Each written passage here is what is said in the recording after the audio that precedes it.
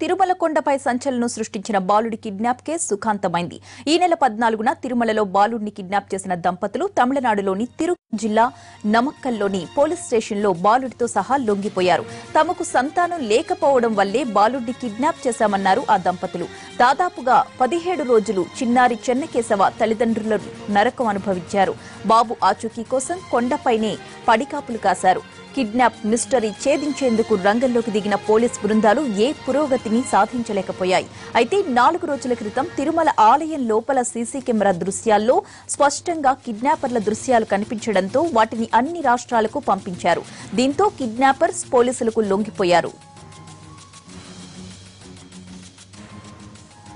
తిరుమలలో చిన్నారి కిడ్నాప్ లో మిస్టరీ వీడింది. బాలుడిని ఎత్తుకెళ్లిపోయిన దంపతులు తమిళనాడులోని నామక్కల్ పోలీస్ స్టేషన్ లో లొంగిపోయారు. దీనిపై మరింత సమాచారం మా ప్రతినిధి మోహన్ అందిస్తారు.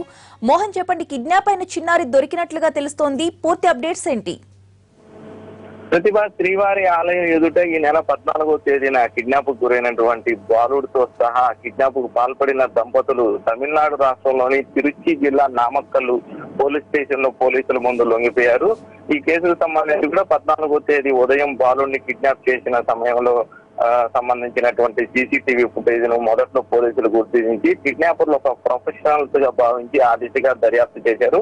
వారు తిరుమల నుంచి తిరుపతి చేరుకొని అటు నుంచి చిత్తూరు, అక్కడి నుంచి బెంగళూరుకు వెళ్ళినట్లుగా కూడా పోలీసులు ప్రాథమికంగా నిర్ధారణ కావడంతో బెంగళూరుకు సంబంధించి కూడా 4 ప్రత్యేక టీములను ఏర్పాటు చేశారు. మొదట్లో చిన్నారి కేసుకు సంబంధించి పోలీసులు ప్రతిష్టాత్మకంగా కూడా తీసుకొని దాదాపు 10 టీములను ఏర్పాటు చేశారు. 3 డిఎస్పీలు, 8 మంది సిఐలు, 10 మంది ఎస్ఐలతో ఈ దర్యాప్తు బృందాన్ని ఏర్పాటు చేసినప్పటికీ బెంగళూరు నుంచి కూడా పోలీసులకు సంబంధించి ఎలాంటి లీడ్ దొరకకపోవడంతో దర్యాప్తు వేగవంతం కూడా పూర్తిగా కూడా వెనకబడిపోయినటువంటి పరిస్థితి తలెత్తింది. దీంతో ఈ కేసుకు సంబంధించి అనంతపూర్ రేంజ్ డిఐజీ ప్రభాకర్ రావు చొరవ చూపడం, ఆయన ఈ కేసుకు సంబంధించినటువంటి దర్యాప్తును స్వయంగా పర్యవేక్షిస్తూ కిడ్నాపర్లకు సంబంధించినటువంటి దర్యాప్తు అప్పటి వరకు చేస్తున్నటువంటి పోలీసుల యాటిట్యూడ్ మారుస్తూ రెండవసారి వారు శ్రీవారి ఆలయం ఎదుట బాలుని కిడ్నాప్ చేసినటువంటి నేపథ్యంలో కిడ్నాప్ కు పాల్పడినటువంటి దంపతులు శ్రీవారి దర్శనానికి వెళ్లి ఉండేటటువంటి పరిస్థితి ఉంటుంది. సీసీటీవీ ఫుటేజ్ అప్పటి వరకు కూడా స్పష్టత లేనటువంటి నేపథ్యంలో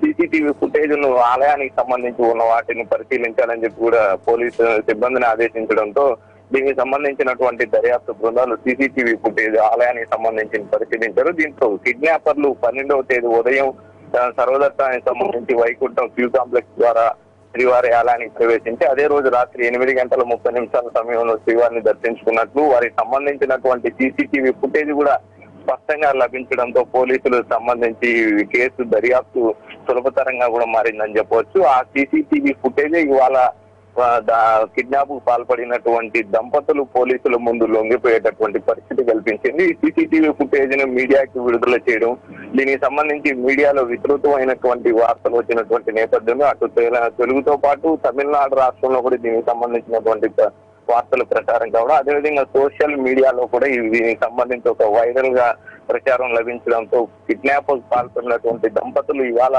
ఉదయం తమిళనాడు రాష్ట్రంలో ఉన్నటువంటి పోలీసుల ముందు లొంగిపోయారు. దీనికి సంబంధించి ప్రత్యేక టీములు ఇప్పటికే దర్యాప్తుకు సంబంధించి కూడా కర్ణాటక, తమిళనాడు రాష్ట్రంలో పోలీసు బృందాలు ఉన్నాయి. దీంతో తమిళనాడుకు వెళ్ళినటువంటి ఒక బృందం మరి కాసేపట్లో నామక్కల్ వెళ్లి అక్కడ కిడ్నాప్ కు పాల్గొన్నటువంటి దంపతులతో పాటు కిడ్నాప్ కు గురైన బాలుని కూడా తీసుకొని తిరుపతి చేరుకుంటారన్నటువంటి సమాచారాన్ని పోలీసులు అందిస్తున్నారు. అయితే మోహన్, గత 15 రోజులుగా కిడ్నాపర్ల చెరలోనే బాలుడున్నాడు, తల్లిదండ్రులకు దూరంగా. ఎలా ఉన్నాడు? క్షేమంగానే ఉన్నాడా? ప్రతిభ కిడ్నాప్ పాల్పడినటువంటి దంపతులు చెప్తున్న సమాచారం, తమకు పిల్లలు లేకపోవడంతోనే స్వామివారి దర్శనార్థం తాము తిరుమలకు చేరుకున్నాం. అదే రోజు స్వామిని కూడా తాము మొక్కుకున్నాం. తమకు సంతాన భాగ్యం లేకపోవడంతో ఇక్కడ దొరికేటటువంటి బాలుని తమ బిడ్డగా పెంచుకోవాలన్నటువంటి భావనతోనే కిడ్నాప్ కు పాల్పడ్డాం. అదే విధంగా అక్కడ ఉన్నటువంటి చిన్నారి తమ వద్దకు రావడంతోనే స్వామివారు ప్రసాదించినటువంటి బాలుడిగా భావించి ఆ చిన్నారిని ఎత్తుకెళ్ళిపోయామని చెప్పి కూడా అక్కడ ఉన్నటువంటి పోలీసులకు వీరు సమాచారం అందించినట్టు తెలుస్తుంది. దీంతో వారు తమ బిడ్డగాని కిడ్నాప్ కు పాల్పడినటువంటి చిన్నారిని చూసుకోవడంతో చిన్నారి పరిస్థితి ప్రస్తుతం ఆరోగ్యకరంగానే ఉన్నాడు. చిన్నారికి సంబంధించినటువంటి విజువల్స్, సీసీటీవీ సంబంధించిన ఫుటేజ్ కూడా పోలీసులు విడుదల చేశారు. చిన్నారి ఆరోగ్యవంతంగా కూడా ఉన్నారు. మరోవైపు చిన్నారి తల్లిదండ్రులు మాత్రం గత 15 రోజులుగా కూడా తిరుమలలోనే మకాం వేశారు. తమ బిడ్డకు సంబంధించి సమాచారం అందించే వరకు, హక్కుకి లభించే వరకు తాము ఇక్కడి నుంచి వెళ్లేది లేదని భీష్మించి కూర్చుని తమ ముగ్గురు బిడ్డలతో పాటు బంధుమిత్రులతో సహా ఇక్కడే వారు రాత్రింబోలు పోలీసులు స్టేషన్ వద్ద పడిగాపులు కాస్తున్నటువంటి నేపథ్యంలో పోలీసులకు సంబంధించి కూడా ఈ కేసుపై పూర్తిగా కూడా ఒత్తిడి వారి కుటుంబ సభ్యుల ద్వారానే వచ్చిందని కూడా చెప్పొచ్చు. వారికి సంబంధించినటువంటి పరిస్థితులను దృష్టిలో ఉంచుకొని మొదటి నుంచి కూడా పోలీసులు ఈ కేసు దర్యాప్తును ఒక ప్రతిష్టాత్మకంగా తీసుకోవడం, శ్రీవారికి సంబంధించి ఒక తిరుమలలో భద్రతా పరంగా కట్టుదిట్టమైనటువంటి ఏర్పాట్లు ఉన్న ప్రాంతంలో కిడ్నాప్ గురైనటువంటి బాలుడి ఆచూకీ లభించకపోతే అది ఒక బ్యాడ్ మెసేజ్ పబ్లిక్ లో వెళ్ళేటటువంటి పరిస్థితి ఉంటుందని చెప్పి కూడా పోలీసులు భావించి ఈ కేసు దర్యాప్తు పూర్తి స్థాయిలో సిబ్బందిని కేటాయించడం, ఈ కిడ్నాప్ పాల్పడినటువంటి దంపతుల CCTV ఫుటేజ్ విజువల్స్ స్పష్టమైనటువంటి లభించడంతో ఈ కేసు వేగవంతంగా కూడా అంటే CCTV ఫుటేజ్ లో లభించినటువంటి ఫుటేజ్ లభించిన 2 రోజుల్లోనే కేసు ఛేదన కూడా జరిగిందని చెప్పుకోవచ్చు. Right, thank you Mohan. విద్యారంగ సమస్యల్ని పరిష్కరించాలంటూ ఎస్ఎఫ్ఐ ఆందోళనకు దిగడం కాసేపు తెలంగాణ సెక్రటేరియట్ వద్ద ఉద్రిక్తతకు దారితీసింది. విద్యార్థులు సెక్రటేరియట్ ను ముట్టడించేందుకు ప్రయత్నించారు. ప్రభుత్వానికి వ్యతిరేకంగా నినాదాలు చేశారు.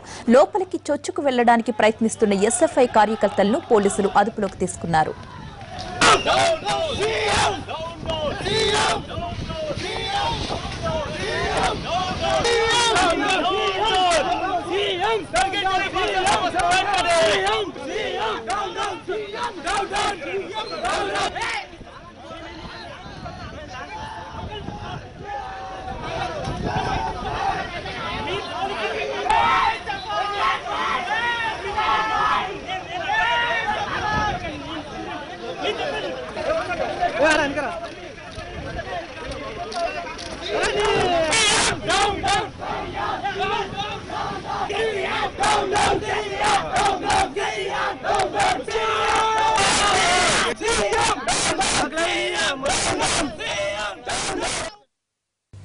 ఖమ్మం జిల్లాలోని ప్రభుత్వ పాఠశాలలకు మౌలిక వసతులు కల్పించాలి అని కోరుతూ జిల్లా విద్యాశాఖ అధికారి కార్యాలయం ముందు ధర్నాకు దిగింది ఎస్ఎఫ్ఐ.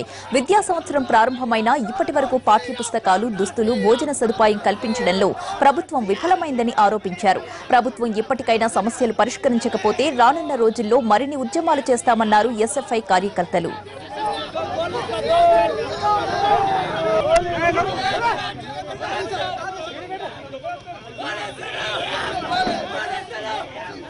Vale!